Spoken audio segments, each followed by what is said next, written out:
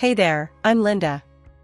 If you'd see me walking down Main Street, you might think, now there's a lady who's got her life together. And yeah, at 55, with my own business and a home that could grace the cover of Garden Beautiful, it sure looks that way. But let me tell you, it wasn't always sunshine and roses. This whole saga kicked off about 25 years back. I was 30, fresh off the loss of my folks. They were good people, loved me to bits, being their only kid and all. They left me the family farm and our old house.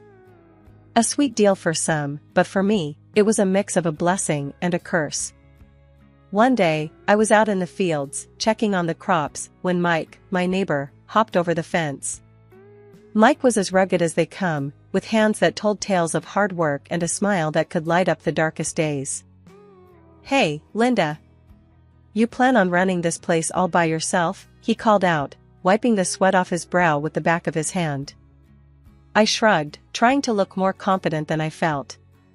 "Guess I have to, don't I? Can't let this all go to waste." Mike leaned on the fence, his eyes scanning the horizon. "Your folks did a hell of a job with this land. You need a hand, you know where to find me." "Thanks, Mike.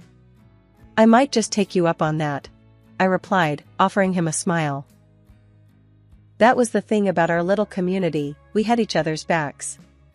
But deep down, I knew if I was going to keep this farm afloat, I needed more than casual help.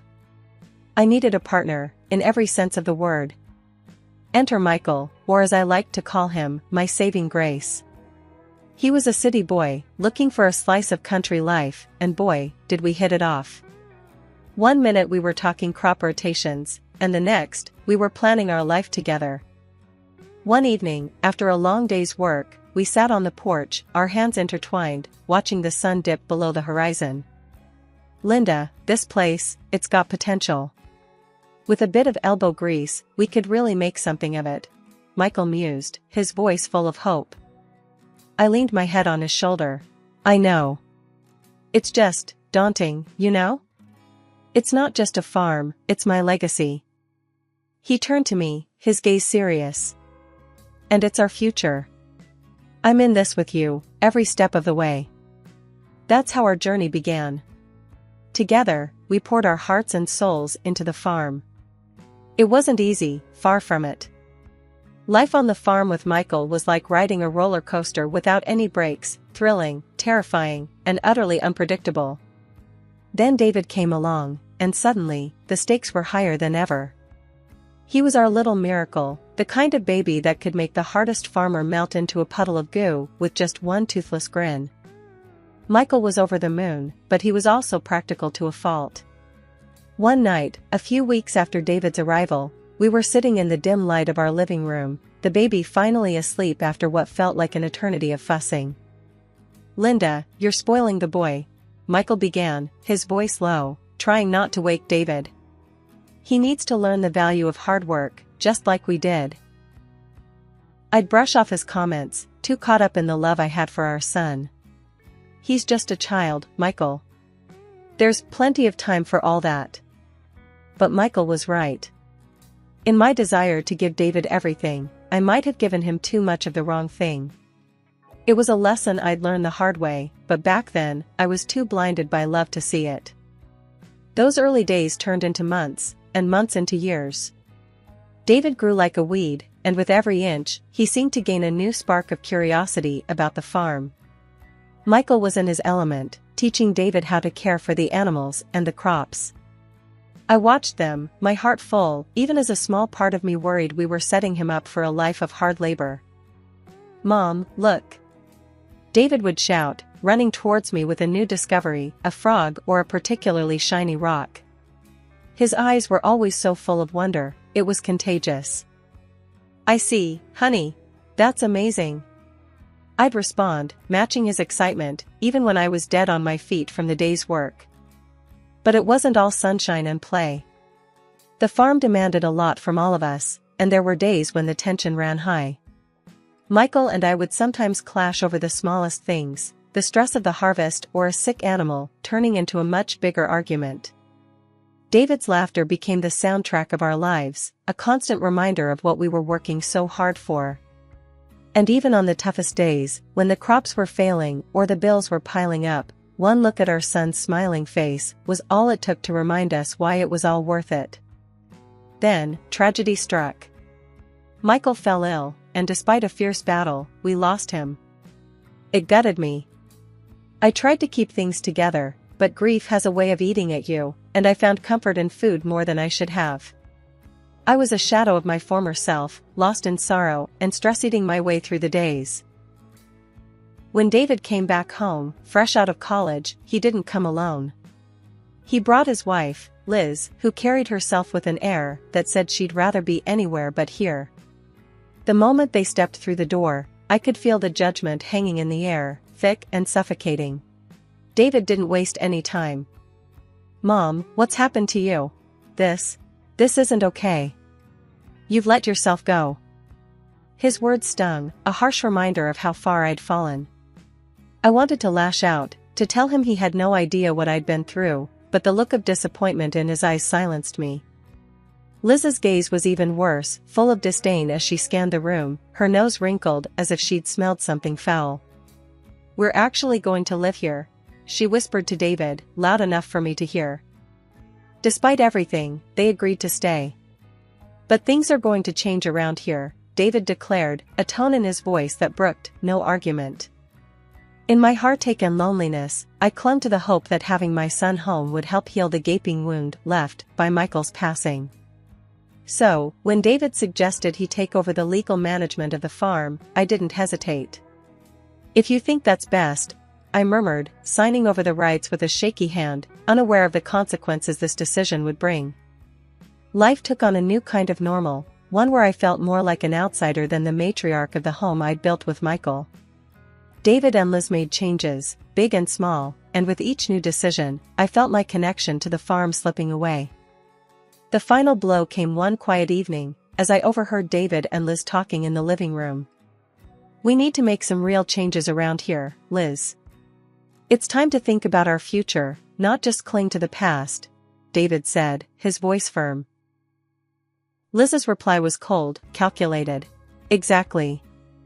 Your mother had her time. Now, it's our turn. We need to think about what's best for us." The days rolled into one another, each feeling heavier than the last. My home, once a sanctuary of love and laughter, had turned into a battleground. David and Liz's disdain was a constant shadow, chilling the very air I breathed. One afternoon, I was tending to the garden, my hands deep in the earth, trying to find some solace in the familiar feel of soil, when David stormed out. "Mom, we need to talk," he said, his voice tight with frustration. I straightened up, wiping the dirt on my jeans, bracing myself. "What's it now, David?" "It's about the farm, and your habits. Liz and I have been talking. We think it's time for some changes," he said, avoiding my gaze. I felt a flash of anger. "My habits? You mean the way I run the farm? The farm that's been in our family for generations?" David shifted uncomfortably. "Yeah, that. And, well, Liz thinks, we think you could take better care of yourself. For your health." I couldn't believe what I was hearing.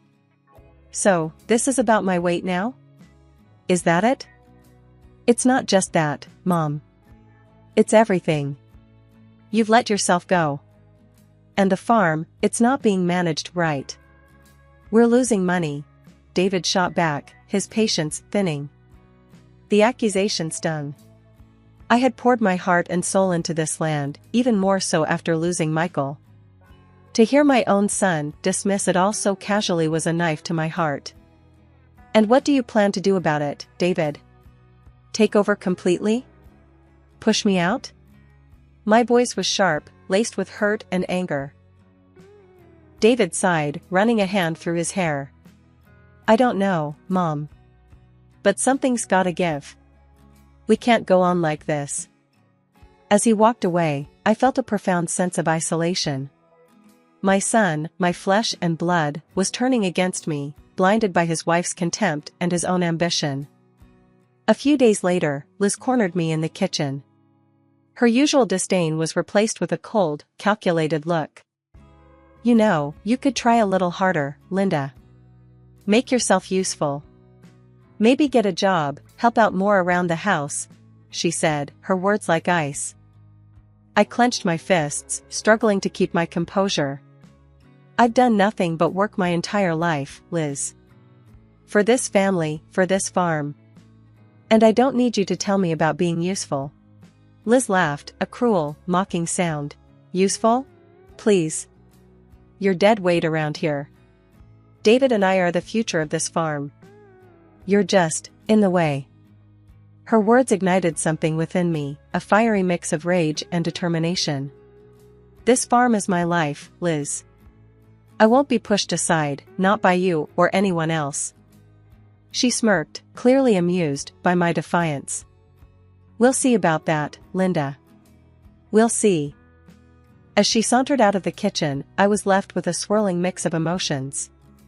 Fear, anger, but above all, a steely resolve. David and Liz might think they could break me, push me out of my own home, but I was made of sterner stuff. I realized then that this was more than just a fight for the farm. It was a fight for my dignity, for my place in the world. I wasn't going to let them win. Not without a fight. The betrayal cut deep, but it also woke a sleeping giant within me. My love for David was unwavering, but I knew that love could be tough, it could demand standing up for oneself. I had lost my way, drowned in grief and self-pity, but no more. Things at home had gone from bad to unbearable. Liz, my daughter-in-law, wouldn't lift a finger to help around the house. Cooking, cleaning, it all fell on me. But it wasn't just the extra chores that wore me down, it was her words, sharp as thorns, always ready to cut. You know, you smell like the barn, right? And your clothes, it's like you roll in manure for fun, Liz sneered one day as I was preparing dinner, her nose wrinkled in disgust. I tried to brush it off, keep the peace for David's sake. Well, it's a farm. It comes with the territory. She laughed, a harsh, grating sound that made my skin crawl. Maybe get a manicure sometime, huh? Try not to look so hillbilly. I felt a lump in my throat, the loneliness and unhappiness pressing down on me. This wasn't the family life I'd imagined. Things escalated when I mentioned a dentist appointment I had coming up. David, my own son, blew up. You're just another bill, you know that? Everything about you is just more money down the drain. His words stung, a betrayal that cut deeper than any of Liz's jabs. My home, my sanctuary, had become a prison. I remembered Michael's warnings about spoiling David, how I brushed them off. Now, those memories haunted me, a bitter reminder of my mistakes. Then, the final blow came. David, with that cold, determined look in his eyes, announced, "We're selling the farm. Moving to the city. It's all set, buyers lined up and everything." Panic gripped me. And what about me? What happens to me? Liz's laugh, cruel and mocking, was the only response. Oh, you think you're coming with us? Dream on. You can stay here. Maybe someone will take pity on you. Their words echoed in the empty house, a stark reminder of how alone I was. My family, my home, my whole life, it was all slipping away. But something inside me snapped. I wasn't going to let them erase me, not without a fight.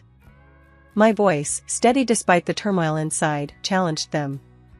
You think you can just throw me out, just like that? This is my home too, and I won't go down without a fight. David's face hardened. You don't have a say in this anymore. We've made our decision. I stood my ground, my resolve hardening. We'll see about that. I'm not as helpless as you think. As they walked away, leaving me in the silence of my betrayal, I knew this was more than just a fight for a piece of land. It was a fight for my dignity, my legacy, and my rights. I might have been down, but I wasn't out. Not by a long shot. After the shock wore off, anger and determination took its place. I wasn't about to let my son and his wife bulldoze over me. I knew I needed help, someone who knew the ins and outs of the law. That's when I thought of Tom, a lawyer friend of Michael's. I hadn't spoken to him in years, but desperate times called for desperate measures. I picked up the phone, my hand shaking slightly. "Tom, it's Linda. I need your help." Tom's voice was a balm, calm and steady. "Linda, it's been ages. What's going on?" I poured out the story, the pain and betrayal, coloring every word. Tom listened quietly, only interrupting to ask for clarifications. When I finished, there was a heavy silence. "Linda, I'm sorry you're going through this. But I think you've got a strong case. Let's meet tomorrow, go over everything. We'll find a way to fight this." Hanging up, I felt the first glimmer of hope in what felt like forever. The meeting with Tom was a revelation. He dug through the deeds, the wills, and all the legal documents my husband had left behind. "Michael was a smart man," Tom said, pointing to a clause in the documents. "He made sure you'd always have a say in what happens to the farm. Your son can't sell it without your consent." Armed with this knowledge, I confronted David and Liz. They were in the living room, going over plans, their dreams of the city life spread out on the coffee table. "I spoke to a lawyer," I said, my voice stronger than it had been in days. David looked up, annoyance flashing in his eyes. "And what? You're going to sue your own son?" "If I have to," I shot back, the documents clutched in my hand like a shield. "Did you know your father made sure I'd always have a say in the farm? You can't sell it without my consent." Liz laughed, but there was a hint of nervousness in it now. "She's bluffing." But I laid the documents on the table. "I'm not bluffing. This is the truth. You want to fight this? Go ahead. But you're not going to win." The change in them was immediate. The confidence, the smugness, it all evaporated, replaced by uncertainty and fear. The revelation hit David like a physical blow. His anger turned to fury, a venomous look directed at me. "So, this is how it is? You'd rather see us ruined than help your own son?" "It's not about ruining anyone. It's about protecting what's mine. What your father and I worked for," I replied, my resolve firm. David's fury boiled over. "All you care about is this farm. Not me, not us. You know what? We don't need you. We don't need any of this." Liz joined in, her words laced with venom. "Yeah, we thought we could use the money, but if this is how it's going to be, forget it. We're better off without you." Their insults stung, a bitter pill to swallow. But as they stormed out, leaving me standing alone but resolute, a weight lifted off my shoulders. The realization hit hard, David's love had been conditional, tied to what he could gain from me. The house was silent after they left, a stark contrast to the chaos of the confrontation. But in that silence, I found strength. I had stood up for myself, for Michael's legacy, and though the future was uncertain, I felt a sense of peace.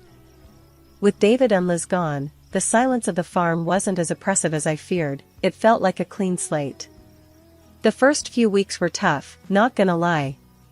Waking up to the vast, empty house felt eerie, but also sparked something in me I hadn't felt in years: freedom. I started with the garden, Michael's favorite spot.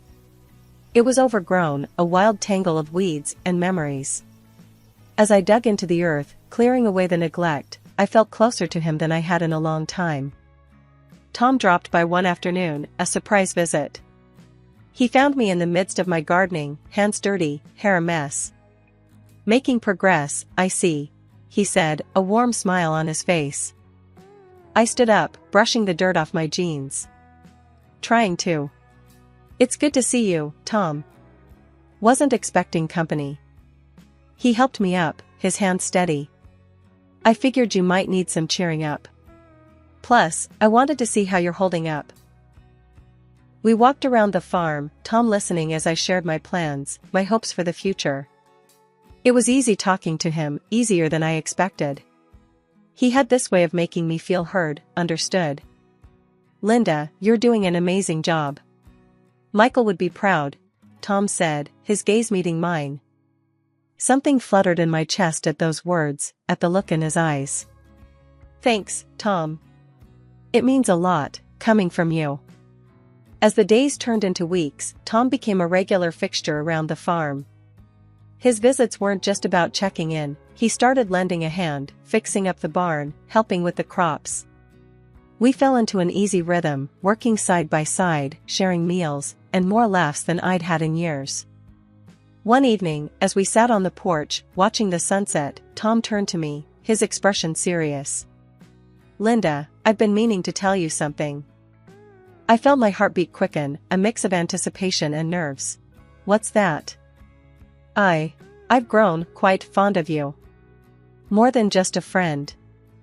I know it's been a tough year for you, but I was hoping, maybe, you'd feel the same, he said, his voice steady but his eyes searching mine for a reaction. I was speechless, a whirlwind of emotions tumbling inside me. The thought of opening my heart again, after everything, scared me.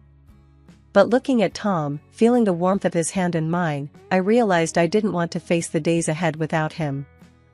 Tom, I started, my voice barely a whisper. I think I feel the same. His smile then, it was like a new beginning, a promise of better days to come. We leaned in, the kiss soft and tentative at first, but it quickly deepened, filled with all the unsaid words, the shared sorrows, and the budding hope for the future. Life on the farm changed after that. It wasn't just about rebuilding anymore, it was about creating something new, something ours. Tom moved in, and together, we started planning. Not just for the farm, but for us. Rebuilding the farm, finding love again with Tom, it wasn't something I expected. Life had a funny way of surprising you, of turning the tides when you least expected it. And as I looked around at the land Michael and I had loved, now being loved anew, I knew I was right where I was supposed to be. Life had settled into a comfortable rhythm with Tom, whose grown children treated me with nothing but kindness and respect. It was a stark contrast to the turbulent relationship I had with my own son, David, and his wife, Liz. One afternoon, as I was tending to the flowers that Tom and I had planted together, my phone rang. The caller ID showed Liz's number, a name I hadn't seen on my screen for months. Hesitantly, I answered. Linda, it's Liz. Listen, we need your help, she blurted out, skipping any pretense of pleasantries.